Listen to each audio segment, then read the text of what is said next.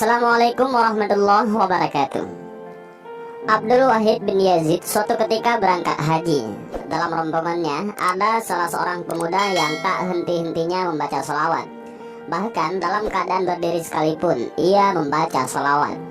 Hal demikian membuatnya penasaran. Ia pun bertanya langsung kepada pemuda itu, ada apa gerangan dan apa sebab ia melakukan amalan itu? Tolong beritahu aku, apa yang menyebabkanmu membaca salawat secara terus-menerus itu? Tanya Abdul Wahid. Pemuda itu bercerita bahwa suatu ketika saat ia pergi ke Mekah untuk pertama kali, ia berangkat bersama ayahnya. Sepulang dari sana, di suatu tempat ternyata ayahnya meninggal dunia. Saat itu, ia sedang tidur, sehingga tak mengetahui ihwal wafatnya sang ayah. Lalu datanglah seseorang yang membangunkannya dan mengabarkan bahwa ayahnya meninggal. Namun tak hanya itu, ia juga mengabarkan bahwa wajah ayahnya menghitam. Dalam keadaan panik, ia pun bangun dan menuju melihat langsung keadaan ayahnya. Dan benar saja, ketika ia buka kain penutup wajah ayah yang sudah terbujur itu, ia mendapati wajah ayahnya benar-benar hitam. Tak ayal, hal tersebut membuatnya begitu takut dan khawatir. Saat itu, meski dalam keadaan sedih yang begitu mendalam, ia ternyata masih sangat mengantuk. Ia pun mau tidak mau akhirnya tertidur. Dalam tidurnya itu, ia bermimpi sesuatu yang aneh. Dalam mimpinya, ia melihat ayahnya dikelilingi 4 orang berkulit hitam, dan masing-masing dari mereka membawa tongkat besi yang siap untuk memukulnya. Tiba-tiba, saat itu datanglah seorang yang sangat tampan dan memakai pakaian serba hijau.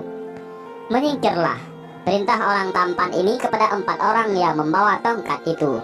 Lelaki itu mendekati ayahnya, lalu mengusap wajahnya dan berkata, bangkitlah, Allah telah memutihkan wajah ayahmu. Siapakah anda sehingga engkau berkenan membantu keluarga kami? Tanya pemuda itu.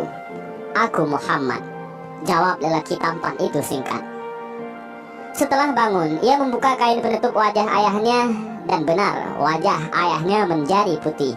Selepas kejadian itu, ia tak pernah meninggalkan membaca salawat kepada Nabi Muhammad SAW. Dan kisah ini termaktub dalam Ihya Ulumuddin karya Imam Al-Ghazali. Dan lewat kisah ini, kita mengerti bahwa bukti berterima kasih kepada Nabi Muhammad SAW salah satunya adalah dengan memperbanyak membaca salawat. Semakin banyak salawat yang kita baca, berarti semakin kita berterima kasih kepadanya. Di sisi lain, umat Islam sepakat bahwa Nabi Muhammad SAW adalah orang yang paling berjasa dalam kehidupan setiap muslim di seluruh dunia. Mengapa? Karena beliaulah yang menunjukkan jalan keislaman. Dengan demikian, berterima kasih kepadanya adalah suatu keniscayaan. Tentang salawat, Allah Subhanahu wa Ta'ala berfirman, Innallaha wa malaikatahu yusalluna 'alan nabi, ya ayyuhalladzina amanu sallu 'alaihi wa sallimu taslima.